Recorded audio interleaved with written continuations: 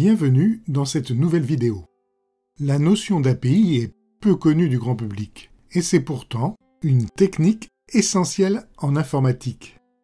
API, c'est l'acronyme de Application Programming Interface, qui signifie interface de programmation applicative.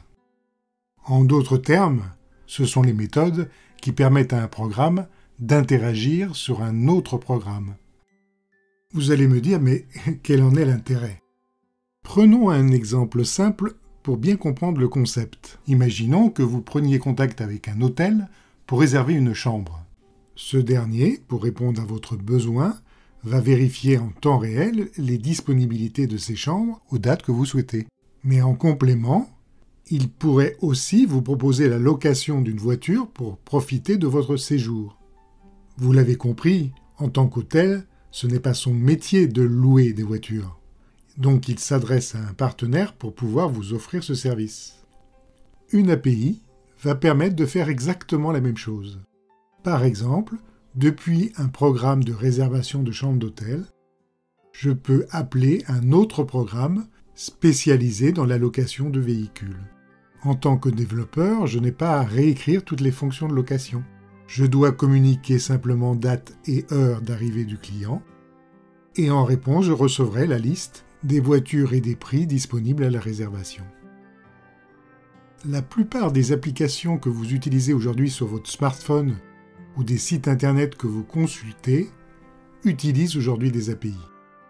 Aux yeux de l'utilisateur, il a l'impression d'avoir un seul programme face à lui, mais qui répond à plusieurs besoins. Cette technique de programmation est très intéressante pour plusieurs raisons. Tout d'abord, l'API permet de proposer de nouvelles fonctions à faible coût de fabrication. Ensuite, l'utilisation d'API permet de renforcer la sécurité en isolant chacune des fonctions. À titre d'exemple, grâce aux API, un site marchand ne collecte aucune donnée bancaire, il communique uniquement à l'application bancaire un montant à valider, et cette dernière lui retourne uniquement un accord ou un refus.